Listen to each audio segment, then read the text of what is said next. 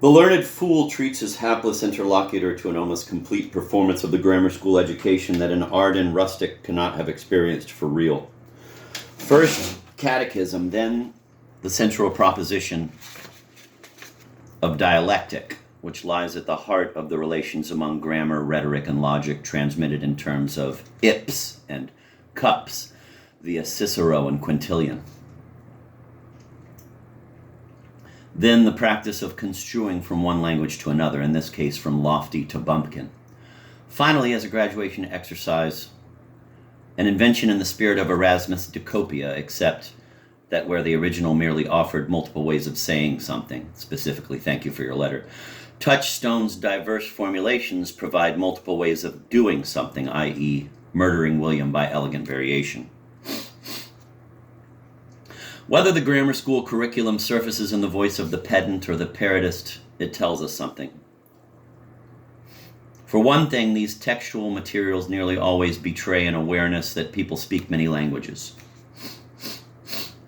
Evans's instruction in The Merry Wives of Windsor is confusing less because of the Latin than because he is rendering both languages via Welsh. Touchstone affects to accommodate the language of the country, and the would-be lovers in The Taming of the Shrew are attempting to invent private languages. Further, all these appearances of early curricula delineate a world that is inescapably alternative to that of real, i.e., theatrical or lived, experience. The texts of grammar, rhetoric, and literature, when rendered as texts, are in a profound sense bracketed, as are, of course, the characters who import them. Brilliant or foolish, these individuals speak of that which is external, unlived, or at best exemplary rather than real. And even when the characters are not marginal, like Hamlet when he appears to be citing Juvenal, quote, the satirical slave says here that old men have gray beards, end of quote, their reading forms part of a textual alternative to actual experience.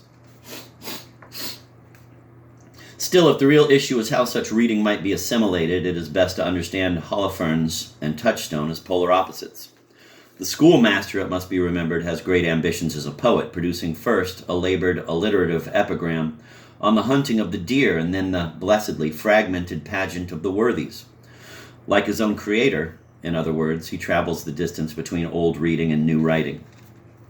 Just how catastrophic this travel may be is demonstrated by his own literary criticism of one of the play's competing poets, the sonneteering Byron. Quote, for the elegancy, facility, and golden cadence of poesy, carrot, i.e., is lacking. Ovidius Naso was the man, and why indeed Naso but for smelling out the odoriferous flowers of fancy, the jerks of invention? Imitari is nothing. So doth the hound his master, the ape his keeper, the tired horse his rider. End of quote. The irony is, of course, that Holofernes imagines himself to be on the side of invention over imitation when his poetry is agonizingly, almost regurgitatingly derivative from the books that he inculcates and the pedantic languages that he speaks. The further irony is that true invention can emerge only from a properly understood practice of imitation. Young William Page may move pointlessly from lapis to stone and back to lapis. But that same system of instruction also allows for the alien, bracketed, frequently ancient, and always garbled prior text to become one's own voice, indeed, to define what the voice is. Such an achievement, the pun must be forgiven since it is Shakespeare's, is the touchstone of the real poet. A man is sitting in London around 1600 in the middle of a personal library whose catalog corresponds precisely to the, quote, sources of Shakespeare's plays, end of quote. What can we say about his reading taste? Voracious, more middle-brow than highbrow, heterodox, philosophically not of the avant-garde, Anglo-centric in certain ways, generally having to do with past and present public institutions, yet at the same time revealing a considerable fondness for continental storytelling. He is something of a history buff. In that field, his holdings range from the learned to the ephemeral. Theater represented a bit sparsely by comparison, in both classic and contemporary, with a sprinkling of university closet drama. There is a certain taste for current events, especially at the level of political intrigue and lifestyles of the rich and famous. These are often to be found in the pamphlet collection. As for highbrow literature, you are more likely to find a few well-thumbed volumes than a complete catalog of the major works. But let us name the names. As for the serious favorites, Ovid and Plutarch are visible everywhere, and Seneca is only a little less prominent. For classical history, apart from Plutarch, Livy was most often studied, but it is noteworthy that the real source may have been the Epitome of Livy, written by Florus in the 2nd century A.D. Other historians seem to have been consulted only for specific projects. Scotland, Denmark, and Turkey, this last for Othello, occasioned specialized research, while Julius Caesar appears to have required a lot of supplementary reading, including Tacitus, Appian, and perhaps Sallust and Suetonius. Among Shakespeare's sources in his own language, the largest share belongs to the chroniclers who furnished material for the history plays. The compendia that he read most exhaustively were Edward Hall's Union of the Two Noble and Illustre Families of Lancaster and York, 1548, the Chronicles of Raphael Holinshed, 1578-1587, and John Stow's Chronicles of England, 1580, and Annals of England, 1592. Together, these offered the dramatist not only the raw data, both dynastic and anecdotal, but also the methodologies of history writing and the special politics of the Tudor ascendancy. Of a different kind, but persistently influential, are such literary works as the Didactic Mirror for Magistrates, 1559, and Samuel Daniel's poetic First Four Books of the Civil Wars, 1595. While yet another approach to the materials comes from the strenuous polemics for the Protestant cause offered by John Fox in his Acts and Monuments, known as the Book of Martyrs, first published in English 1563. Figures of exceptional cultural fascination, including King John, Richard III, Henry V, and Falstaff, had generated their own specialized source materials.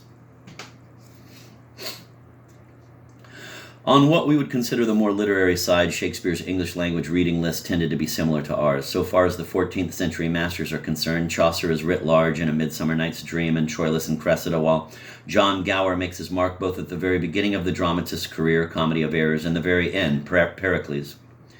The two greatest non-dramatic masterpieces of Shakespeare's own age, Sir Philip Sidney's Arcadia and Edmund Spenser's Faerie Queene,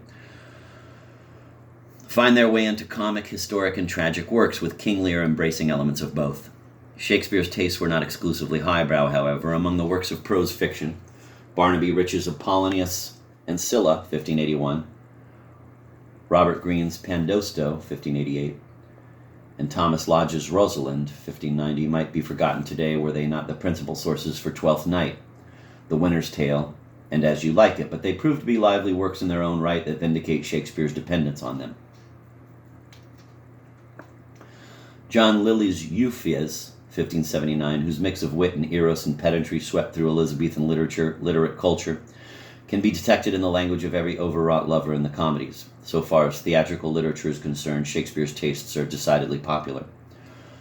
While Marlowe and Jonson exercise some influence, it appears that Anonymous is virtually his favorite dramatist, as witness his careful reading of The Troublesome Reign of King John, 1591, or the complex ways in which the rare triumphs of love and fortune, 1589, and Musidorus, first version, 1598, are woven into the plots of the late romances.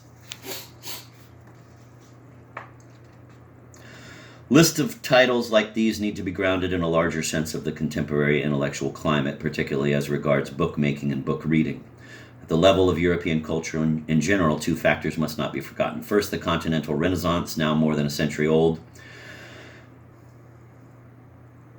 had stimulated an enormous opening up in the category of literature, both that which was revived from the past and that which was being newly produced. Second, the invention and growth of printing continued to disseminate the material objects of reading in greater quantity and to a wider audience. England, besides feeling these effects, was by the later 16th century in the grip of a quite self-conscious drive to found and promote a national or even nationalist literary culture, the evidence of which is not only such highly visible careers as those of, say, Spenser and Raleigh, but also a flood of literary rivalries and disputes which generated a great deal of ink and rendered bookmaking itself a matter of public interest.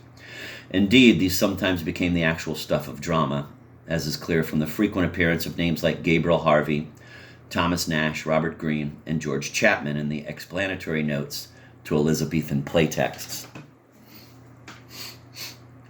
Two other matters bear even more directly on Shakespeare's sources as a body of text. From the 1560s onward, a gigantic industry of translation revolutionizes what it is possible for the English to read. Though the dramatist's familiarity with passages in the original is often demonstrable, Shakespeare's would scarcely have been possible without Hoby's Castiglione, 1561, Adlington's Apuleius, 1566, Golding's Ovid, 1567, North's Plutarch, 1579, Harrington's Ariosto, 1591, Chapman's Homer, 1598, in part, Holland's Livy, 1600, Fairfax's Tasso, 1600, and Florio's Montaigne, 1603. To say that is, of course, to return to, quote, small Latin and less Greek, end of quote. As a reader, Shakespeare was pretty much like most of us who have a reasonable command of a foreign language. Faced with the bulk of something like the Orlando Furioso, we would still prefer a reliable trot, and the chances of our experiencing the whole work and of going back to it in the original are vastly increased by the existence of a good translation. The translations cited above are for the most part better than good. They are brilliantly imaginative, if not always accurate by our standards, and some of them, particularly those in prose, helped create a new literary English. As Shakespearean reading, these works function in a variety of ways, ranging from idle perusal to direct use as source, to material for minute verbal plagiarism. All the while they were putting him in touch with contemporary and past masterpieces, as well as with the phenomenon of multiple languages in the same space.